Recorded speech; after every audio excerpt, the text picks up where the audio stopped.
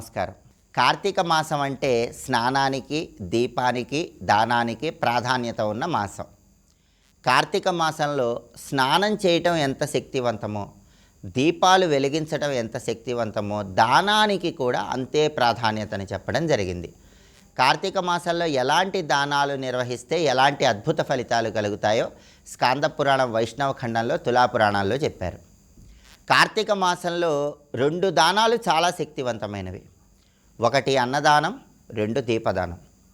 కార్తీక మాసంలో అన్నదానానికి ఉన్నటువంటి గొప్పతనం గురించి ధర్మశాస్త్రం ఏం చెప్పిందంటే, తిలాదానం, నదీ స్నానం, భోజనం బ్రహ్మపత్రకే అంటూ ఈ మూడింటిని చెప్తూ దీంతోపాటు కార్తికేచ అన్నదానంచ ధర్మమేత చతుష్టయం అంటూ స్కాంద పురాణంలో చెప్పారు. అంటే కార్తీక మాసంలో తిలాదానం, నువ్వుల దానం, నదీ స్నానం, తెల్లవారుజామున నదిలో స్నానం చేయటం, భోజనం బ్రహ్మపత్రకే, బ్రహ్మాంశతో పుట్టినటువంటి మోదుగ చెట్టు ఆకులతో కుట్టిన విస్తరిలో భోజనం చేయటం, ఈ మూడింటితో పాటు అన్నదానం అనేటటువంటిది కూడా చెయ్యాలి. ఈ 4 కార్తీక మాసంలో చాలా గొప్పవని ఈ శ్లోకం చెప్తుంది. మోదుగ చెట్టు ఆకులకు కూడా కార్తీక మాసంలో చాలా ప్రాధాన్యత ఉంది. బ్రహ్మాంశక సముద్భూతే పాలాసేయస్తు భోజనం కుర్యాత్ కార్తీక మాసేతు విష్ణులోకం సగచ్చతి అంటుంది శాస్త్రం. అంటే సాక్షాత్తు బ్రహ్మదేవుడి అంశాస్వరూపంగా మోదుగ చెట్టు ఆవిర్భవించింది. అలాంటి మోదుగ చెట్టు ఆకులతో కుట్టినటువంటి విస్తరిలో కార్తీక మాసంలో ఆహారాన్ని స్వీకరించాలి. అలా స్వీకరిస్తే కుర్యాత్ కార్తీక మాసేతు విష్ణులోకం సగచ్చతి, వాళ్ళకి విష్ణులోకం సిద్ధిస్తుందని ఈ శ్లోకంలో చెప్పారు. కాబట్టి నువ్వుల దానం, నదీ స్నానం, మోదుగ చెట్టు ఆకులతో కుట్టిన విస్తరిలో ఆహారం స్వీకరించడం, అన్నదానం, ఈ 4ంటికి కార్తీక మాసంలో చాలా ప్రాధాన్యత ఉంది. ఇంకా ధర్మశాస్త్రం ఏం చెప్పిందంటే, కార్తీకేచ అన్నదానంచ యహ కుర్యాత్ భక్తిమాన్నరః తస్య అఘం నశ్యతి క్షిప్రం పవమానాద్యదాఘన అంటుంది శాస్త్రం. చాలా గొప్ప శ్లోకం ఇది. ఈ శ్లోకం ఏం చెప్తుంది? కార్తీకేచ అన్నదానంచ యహ కుర్యాత్ భక్తిమాన్నరః, కార్తీక మాసంలో ఎవరైతే భక్తితో ఆ దామోదరుణ్ణి స్మరించుకుంటూ పేదవారికి కానీ ఆకలితో ఉన్న వాళ్ళకి కానీ అన్నదానం చేస్తారో తస్య అఘం నశ్యతి క్షిప్రం. అఘం అంటే పాపం, క్షిప్రం అంటే వెంటనే. వాళ్ళ పాపాలు వెంటనే తొలగిపోతాయి. ఎలా తొలగిపోతాయంటే పవమానాద్యదాఘన, పెనుగాలికి మబ్బులు వీడిపోయినట్లుగా వాళ్ళ పాపాలు తొలగిపోతాయని ఈ శ్లోకం చెప్తుంది. అంతటి శక్తి కార్తీక మాసంలో అన్నదానానికి ఉంది. అలాగే ఇంకా ధర్మశాస్త్రం ఏం చెప్పిందంటే, కార్తీక మాసంలో 1000 ఏనుగులు దానం చేసిన ఫలితం కంటే బంగారు ఆభరణాలు దానం చేస్తే ఎక్కువ ఫలితం వస్తుంది. 1000 బంగారు ఆభరణాలు దానం చేసిన ఫలితం కంటే కార్తీక మాసంలో విద్యాదానం చేస్తే ఎక్కువ ఫలితం వస్తుంది. విద్యాదానం కంటే 1,000,000 రెట్లు గొప్ప దానం కార్తీక మాసంలో భూదానం అని స్కాంద పురాణంలో చెప్పారు. 1000 భూములను దానం చేస్తే కలిగే ఫలితం 1 గోవును దానం చేస్తే కలుగుతుంది. 1000 గోవులను దానం చేసిన ఫలితం కంటే గొప్ప దానం అన్నదానం అని ధర్మశాస్త్రం చెప్తుంది. అంటే ఏనుగులు దానం ఇవ్వటం కంటే, బంగారం దానం ఇవ్వటం కంటే, భూములు దానం ఇవ్వటం కంటే, విద్యాదానం చేయటం కంటే కార్తీక మాసంలో గొప్ప దానం అన్నదానము అని ధర్మశాస్త్రం చెప్తోంది. సహజంగా అందరూ కార్తీక మాసంలో దీపదానం గొప్పదనుకుంటారు. కానీ దీపదానంతో సమానమైనటువంటి శక్తి సామర్థ్యాలు కలిగినటువంటి దానం అన్నదానం. కాబట్టి కార్తీక మాసంలో అన్నదానం ఖచ్చితంగా నిర్వహించండి. ఆకలితో ఉన్న వాళ్ళకి దేవాలయాల దగ్గర మీకు తోచినంత అన్నదానం చేయండి, మీ పాపాలన్నీ భస్మీపటలం అయిపోతాయి.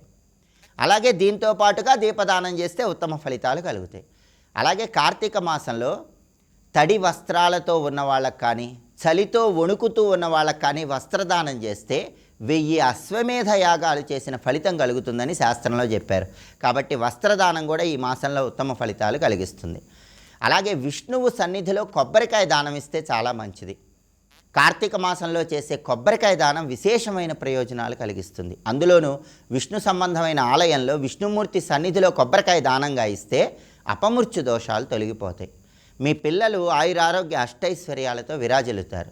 అలాగే పండ్లు దానం ఇచ్చినా విశేషమైన ఫలితం కలుగుతుంది. గుమ్మడికాయ దానం ఇస్తే చాలా మంచిది. కార్తీక మాసంలో రావి చెట్టు దగ్గర విష్ణుమూర్తిని స్మరించుకుంటూ గుమ్మడికాయ దానం ఇస్తే సమస్త భూమండలాన్ని విష్ణుమూర్తికి దానం చేసిన ఫలితం కలుగుతుంది. అలాగే కార్తీక మాసంలో దుప్పట్లు కానీ, పరుపులు కానీ, ఇలాంటివి దానం ఇచ్చినా మంచిది. ఈ మాసంలో గోగ్రాసం దానం ఇస్తే దానివల్ల కలిగే పుణ్యం చెప్పటం బ్రహ్మదేవుడికి కూడా సాధ్యం కాదని స్కాంద పురాణంలో చెప్పారు. అంటే ఆవుకి అవసరమైన గడ్డిని మీరు ఇచ్చినట్లయితే, ఆవుకు పెట్టాల్సిన గడ్డికి అవసరమైన ధనాన్ని మీరు ఇచ్చినట్లయితే ఆ పుణ్యము బ్రహ్మదేవుడికి కూడా మాటల్లో చెప్పడం సాధ్యం కాదని పురాణాల్లో చెప్పారు. అసలు ఏ దానము చేయలేని వాళ్ళు కార్తీక మాసంలో లవణమైన దానం ఇవ్వండి. ఉప్పు దానం ఇచ్చినా కూడా చాలా వరకు ప్రయోజనం కలుగుతుంది. అలాగే కార్తీక మాసంలో ఆకలితో ఉండి ఇంటికి వచ్చినటువంటి అతిథికి అన్నం పెడితే 1000 జన్మలు విష్ణుమూర్తిని పూజించిన ఫలితం కలుగుతుందని ధర్మశాస్త్రం చెప్తోంది. కాబట్టి ఎవరైనా ఆకలితో మీ ఇంటికి అతిథులు వచ్చినట్లయితే వాళ్ళకి చక్కగా మీరు భోజనం పెట్టండి. 1000 జన్మల్లో చేసిన పాపాలు తొలగింపజేసుకొని విష్ణుమూర్తి అనుగ్రహానికి పాత్రలు కండి. అలాగే కార్తీక మాసంలో దానాలకు ఎంత ప్రాధాన్యత ఉందో, ఉపవాసాలకు ఎంత ప్రాధాన్యత ఉందో, తెల్లవారుజామున నదీ స్నానాలకు ఎంత ప్రాధాన్యత ఉందో, జాగరణకు కూడా అంతే ప్రాధాన్యత ఉంది. రాత్రిపూట మొదటి జాము వరకు జాగరణ చేసినట్లయితే 1000 గోవులను దానం చేసిన ఫలితం కలుగుతుంది. పరమేశ్వర నామం చెప్పుకుంటూ మొదటి జాము వరకు జాగరణ చేయండి, 1000 గోవులు దానం చేసిన ఫలితం వస్తుంది. అలా జాగరణ చేస్తూ శివనామం చెప్పుకున్న వాళ్ళని చూసిన వాళ్ళకు కూడా ఆ పుణ్యంలో 100వ వంతు పుణ్యం వస్తుందని ధర్మశాస్త్రం మనకు తెలియజేస్తోంది.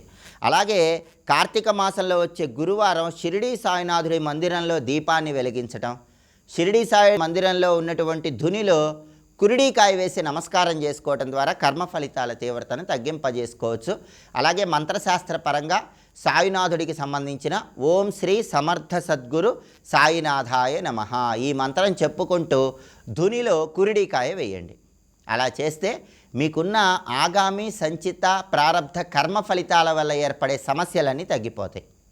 ఈ దానాలు నిర్వహించుకోవడంతో పాటు కార్తీక గురువారం సందర్భంగా షిరిడీ సాయినాథుడి మందిరంలో ఉన్న ధునిలో కురిడీకాయ వేస్తున్నప్పుడు ఏ మంత్రం చదువుకోవాలి ఇంకొకసారి చూద్దామా మరి. ఓం శ్రీ సమర్థ సద్గురు సాయినాథాయ నమః మంత్రం చదువుకుంటూ కురిడీకాయ ధునిలో వేయండి. గుప్పెడు నవధాన్యాలు ధునిలో వేయండి. ధునికి నమస్కారం చేసుకోండి. కర్మ ఫలితాల తీవ్రతను తగ్గింపజేసుకొని సకల శుభాలను సిద్ధింపజేసుకోండి. స్వస్తి.